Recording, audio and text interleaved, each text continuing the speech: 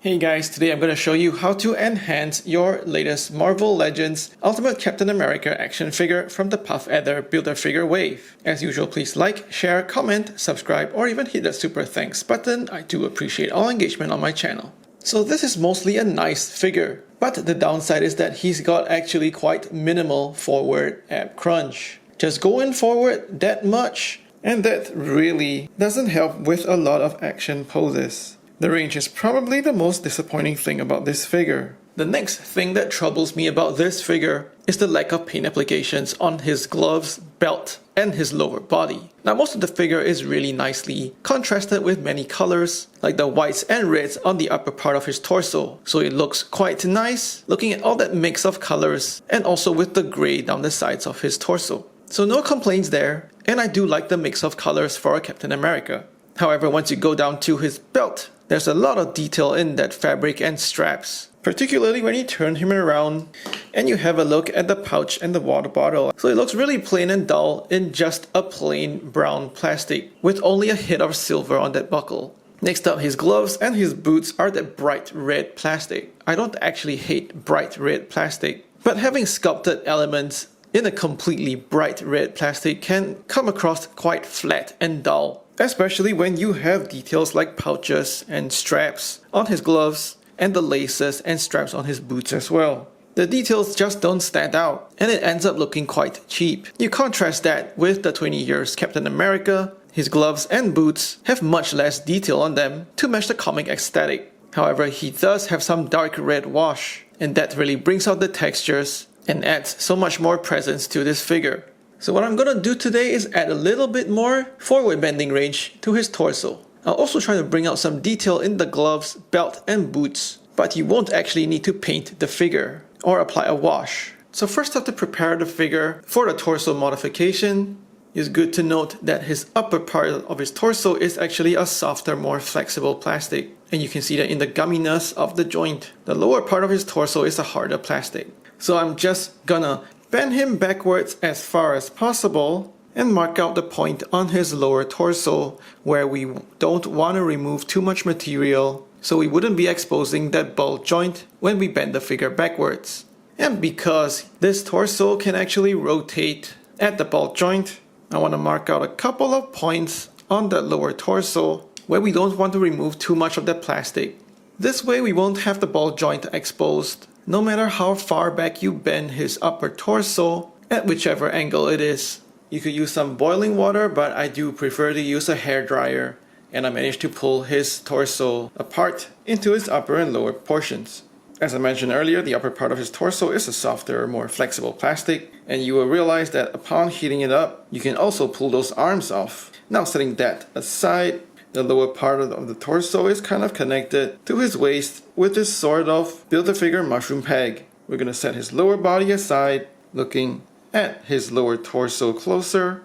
I find it really strange, because per usual, the lower torso is a harder plastic, along with this peg that forms part of the ball joint. You can see some super glue residue around this peg, which is once again quite unusual. If you've seen my other action figure torso modifications like Iron Man, this peg is usually not glued to the upper torso. Somehow I feel like I lucked out, and the super glue applied at the factory was just a little bit enough for me to pull off the upper torso without too much damage, and I still do expect to pop the upper torso back onto this peg and have it work as usual. But having it glued means that as you rotate the upper torso, you're actually turning that ball joint on itself. Other action figures without this super glue, you would just be turning that torso on its own peg, so you wouldn't feel that gumminess in the joint.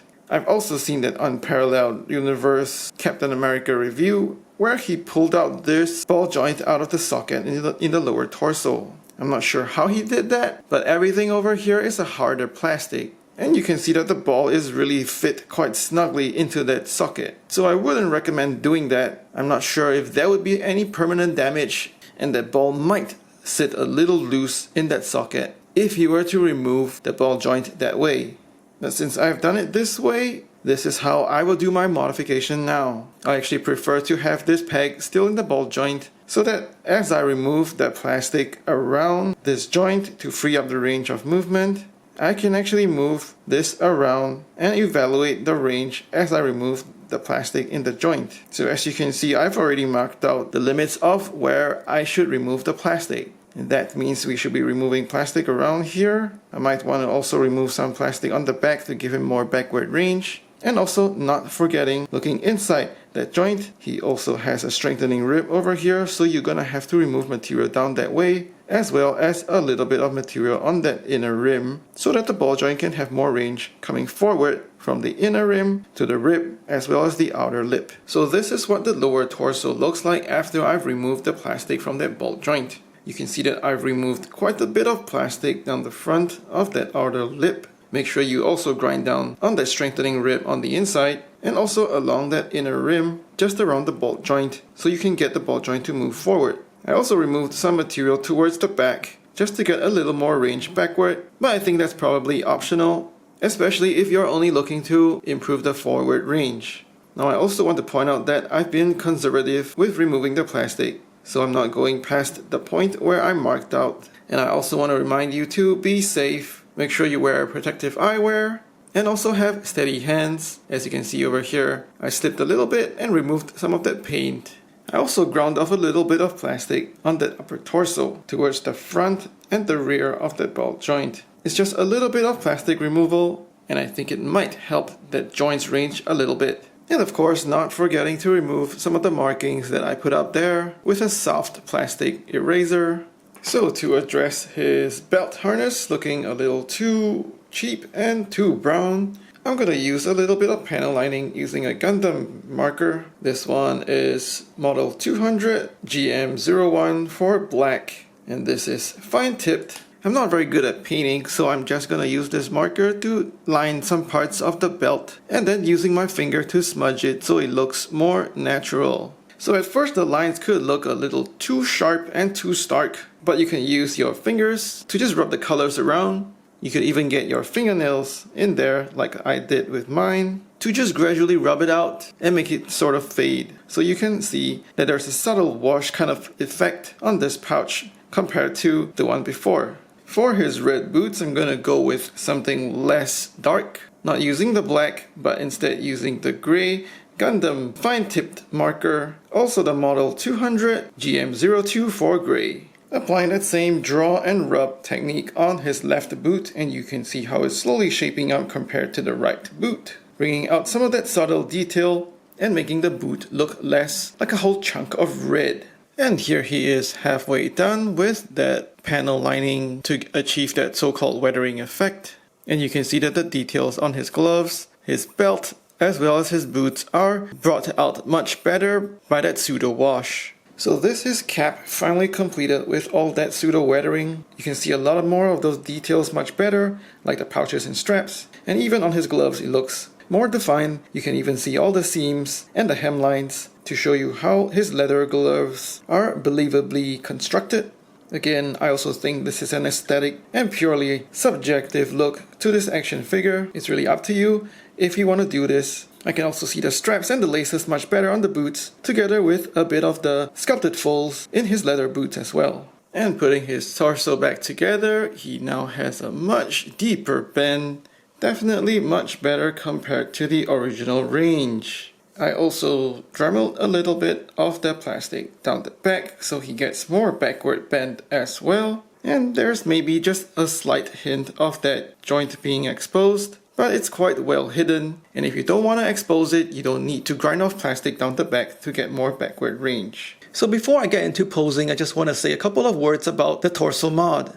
I think for me, the extra range is definitely much more appreciated. However, I do want to recognize one thing and also warn you guys. I'm not sure how much super glue is applied onto the peg that goes into his upper torso in your copy, so you may or may not be able to take him apart. Next, I also do want to point out that because of the gummy nature of the plastic and that ball joint, he does wobble a little bit now on that ball joint. I think it was already there originally, it's now just slightly more pronounced because the peg's not glued in. He does rotate much more easily on that ball joint, but it comes at a slight trade-off with that slight wobbling. Next, you have that mushroom peg that goes into his waist. It came a little loose for me after this modification, maybe from forcing it apart after heating it up. So in order to get it sit tight the way it does now, I had to add a little bit of shrink wrap onto the mushroom peg, and now it fits snugly and he rotates nicely and tightly around that waist joint. So once again, this is just a word of caution. I wouldn't say this is a 100% success, but let's go ahead and pose him. But despite that slight looseness in his torso, I still got pretty good results from this modification. As you can see, he can still hold on to his running pose pretty well, and you can definitely still work this figure according to his balance. Throwing a rifle in, and he also now looks way more convincing in fighting poses. This time he looks like he's crouched behind his shield and going into battle. And of course now he's able to nail the superhero landing without any problems. So I do hope you enjoyed this little modification that I've done to Captain America. I do think this one is a little harder to execute and the results might be a little mixed. So of course do exercise caution, and I hope you are able to pull off the same results. Please like, share, comment, subscribe, or even hit that super thanks button. Thanks for watching, take care and stay safe.